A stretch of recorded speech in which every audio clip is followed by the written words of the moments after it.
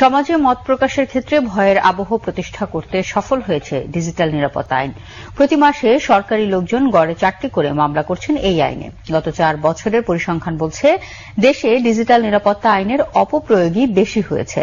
Centre for governance স্টাডিজের ওয়েবিনারে এসব তথ্য উঠে এসেছে। বাংলাদেশে ডিজিটাল নিরাপত্তা আইন 2018 এর ব্যবহার প্রবণতা ও নিদর্শন শীর্ষক ওয়েবিনারে আলোচকরা এসব মত তুলে ধরেন। ওয়েবিনারে ডিজিটাল নিরাপত্তা আইনের মামলা, অভিযুক্ত, আটক ব্যক্তিদের পরিচয় ও মামলাকারীদের পরিসংখ্যান তুলে ধরেন যুক্তরাষ্ট্রের ইলিনয় স্টেট ইউনিভার্সিটির রাষ্ট্রবিজ্ঞান বিভাগের ডিস্টিংগুইশড অধ্যাপক ও সিজিএস এর উপদেষ্টা আলী রিয়াজ। তিনি বলেন, ভীতির পরিবেশ তৈরি করাই ছিল ডিজিটাল নিরাপত্তা আইনের উদ্দেশ্য। এর মাধ্যমে এমন ব্যবস্থা করা হয়েছে যেন সবাই সার্বক্ষণিক আতঙ্কে থাকেন, প্রতিবাদ না করেন। আলোচকরা বলেন, সাংবাদিকদের জন্য খড়গ হয়ে এসেছে ডিজিটাল নিরাপত্তা আইন। অবিলম্বে এই আইন বাতিলের দাবি জানান বক্তারা। বলেন, আতঙ্ক ছড়িয়ে দেয়াই এই আইনের উদ্দেশ্য।